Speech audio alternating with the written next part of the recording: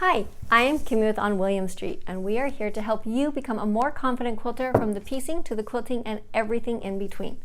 So this week we are back to work on block number 9 of our year-long online Quilting Bee skill builder.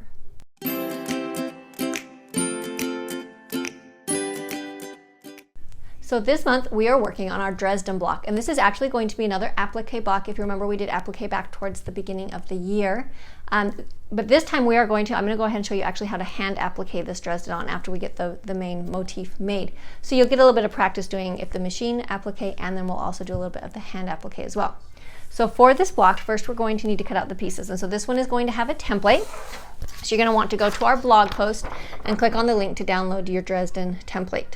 And I know this might not quite look like the finished block yet, but it will by the time we're done with it. You're also going to need to cut an 18.5-inch piece of fabric. If you want to be able to square it up afterwards, sometimes when you applique things, it can take up a little bit of fabric. Where we're hand appliquing, it shouldn't be too much of an issue, and it's a pretty big piece. But if you want to cut it a little bit big to start and then trim it down, you're welcome to do that. But this needs to be the full 18.5-inch square of white.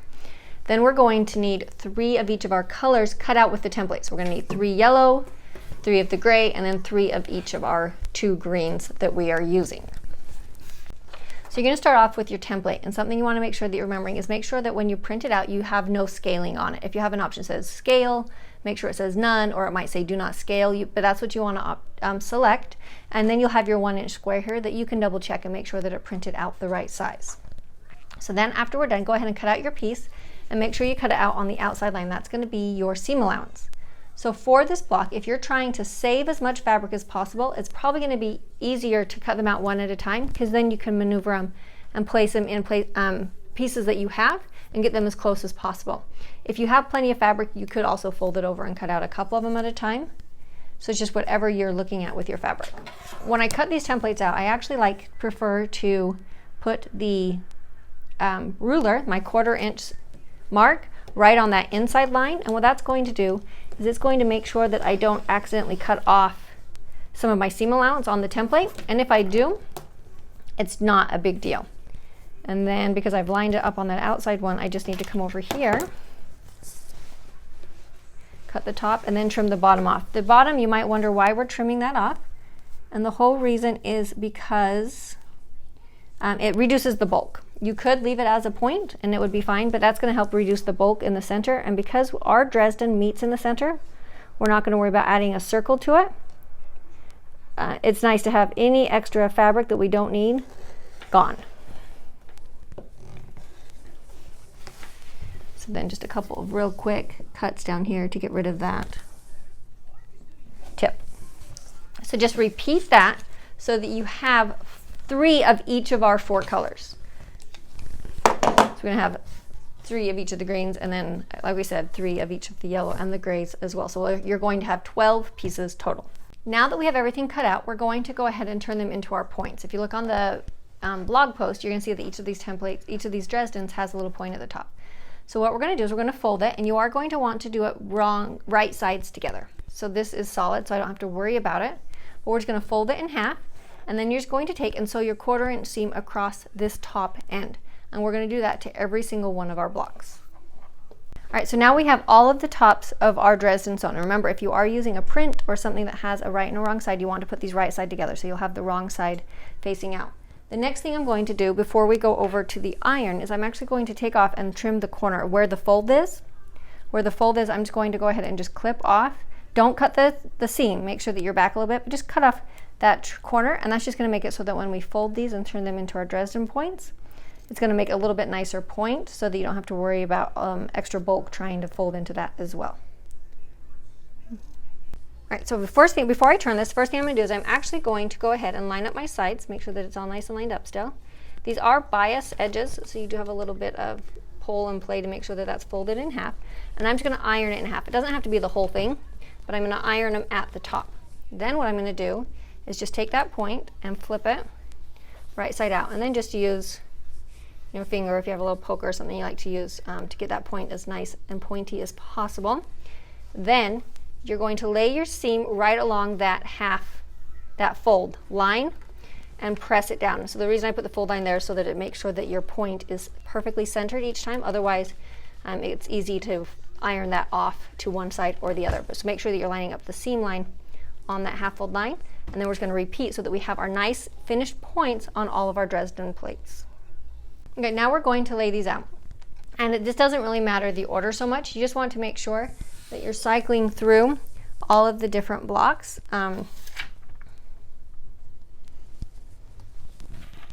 So if you like the greens or, you know, certain prints next to each other over other prints, it's totally fine. It works, like I said, it works either way. But because we have the 4 different, I'm just going to make sure that I go through and they're just going to radiate around in the circle in the same pattern. We are going to sew these together in a couple different sections and then put the sections together. And these are going to come together and meet at a point in the middle. I don't have them that way because of the way I'm laying them out. But when we're all said and done, they are going to meet in the very center. I am missing a block.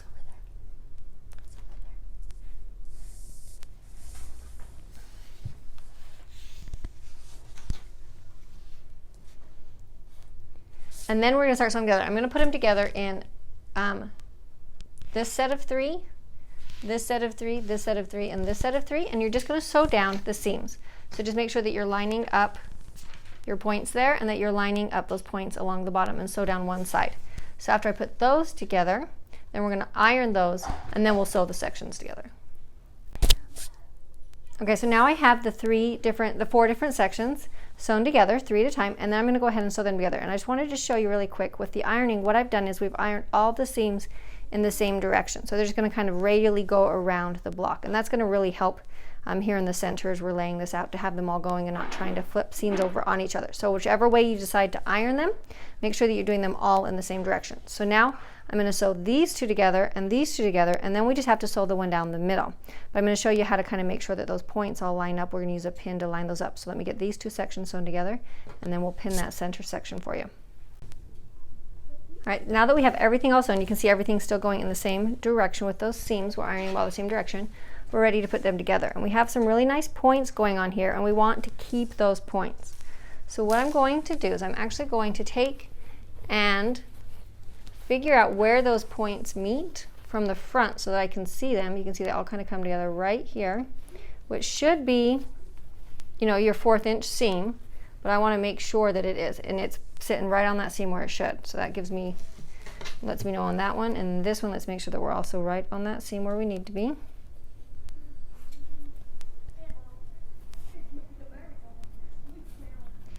And I think we are hitting pretty close to those seams. So with those little points cut off on the Dresdens, that's really going to help line everything up where it should. And then we're just going to make sure that we line it up so that both this point here that's kind of cut off and this point over here that was cut off of our tip, that those are all lined up with each other. But make sure that you're not stretching that center out when you pin these together, or else we're going to have a hole in the block. We want them to overlap. And that's where I want to make sure and pin it really nicely. So I'm going to put one on that side, and then I'm also going to come in and I'm going to put one on this side just to hold everything in. And when you go over that bump, there's a lot of fabric there, so take it nice and slow. And then I'm just going to put a quick pin on the outside of my Dresden points to make sure that they stay lined up as well.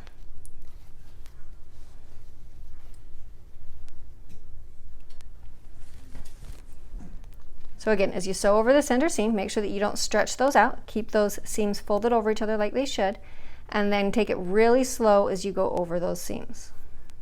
Now that we have our Dresden done, we're ready to go ahead and put it on. And it's going to probably be tricky to get those to all line up perfectly in the center, so just do the best you can, but don't worry about stressing and spending hours and hours on it. If it is something that bothers you, but you really like the look of the Dresden, you can always, they definitely cut off the bottoms and put a circle and applique a circle on top to cover up those centers, and then it won't matter because you won't have to worry about that center point.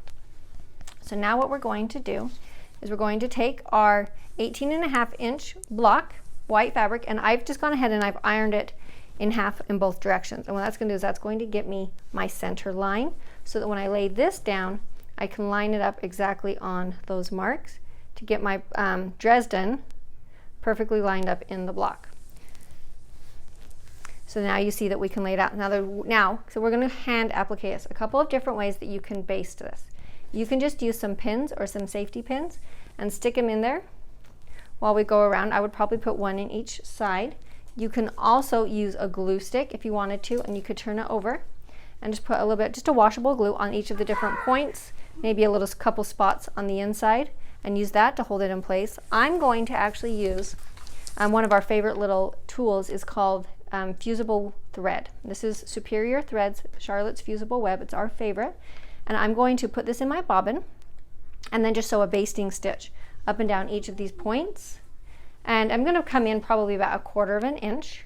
And then I'm going to use that to iron this in place so that while I'm going around and hand sewing down the edges, it's not going to move from where it's supposed to be. It's now ironed on. It's fused on, and I'm ready to go ahead and do the hand applique around the outside. If you have any questions on that Charlotte's Web and how to use it, we do actually have a video on that, so I'll make sure to link that in the blog post so you can check that out as well. So now we just need to gather some thread for this. I'm going to go ahead, I'm going to use a light green thread with this. Just find something that's going to blend. If you have darker thread, it's going to probably show up on lighter fabrics a little bit more, so I would probably lean toward the lighter colors that you have in your fabrics as opposed to the darker. I wouldn't do a dark gray because I'm going to be able to hide it better on the gray, the light on the gray, than I would on the other, especially where we have a white background. You could also just do white and it will kind of blend into the background as well. So let's grab some thread and a needle and we will start hand sewing this on. For this, I'm just using an ordinary needle, ordinary thread. I just have my So Fine that we use to piece everything together. You can definitely get fancier, hand quilting threads and things. I don't do a lot of hand quilting, so I'm not going to worry about it. But I'm going to go ahead and just put a double knot in the end so that you've got 2 threads throughout. And then we always want to start so that we make sure that the thread is coming up from the back, because then we can hide our tails in behind. The thing with hand quilting is you really want to just grab a little tiny bit. Also, if you have a lot of issues with your thread getting tangled, and try using a little bit shorter thread, it might not tangle quite as bad. So what we're going to do is you just want to take a little tiny piece, really even just a couple of threads, and then go back down. The whole point is to hide this so that you don't see it at all. So we don't want giant stitches coming out, and also we want to kind of keep them hidden right along the edge. You don't want to come out the top. You want to hide it right along the edge. So you're just going to go up and go down and make little tiny stitches every so often. You want them, fairly close together, probably about 1/8 of an inch apart, to make sure that everything's held in place. And you're just going to do it all the way around. So this is a great opportunity to kind of just slow down, watch a movie, have a chat with someone close to you, since the sewing machine isn't making loud noises, and just enjoy the process. And so what we're going to do is I'm just going to continue all the way around. Anytime I have a thread, just make sure that you're hiding it in the back, and just sew all the way around the Dresden. I'm not going to worry about anything in the middle right now, but this is an area that you definitely want to make sure that you're quilting inside your Dresden, maybe not all the way to the center, because you might want to avoid all those extra seams there, but make sure that you're coming in and putting quilting inside of these Dresdens to make sure that it's held down in the center as well. This is definitely too big of a space to leave open, and you'll have shifting in your quilt, so make sure that your quilting comes in to the inside. Now our Dresden block is done. It's all hand quilted on. You can't see the stitches at all, or maybe a couple, but that's all right. We won't point them out. A couple of things to keep in mind. Like I said, if you are having issues with Dresdens, if you love Dresdens but you're having issues with the center bulk, you can cut those ends off and then put a circle applique over the top of them to hide that. That is a traditional Dresden look. Also, if you don't want to hand applique it, you can definitely use your machine as well. There are no quilt police for this, so if you want the opportunity to try the hand applique, definitely take advantage of that. But if you prefer to just machine applique, you can definitely use that. We would use either a little bit of a blanket stitch. Looks like a little bit more of a hand applique. You could also just sew a straight stitch around the edge, whichever you prefer. And if you have any questions, don't hesitate to reach out to us. We would love to help. And make sure that you subscribe to our YouTube channel so that you get notified whenever we post a new video. You can also find us on Instagram and Facebook, and we'll see you next week.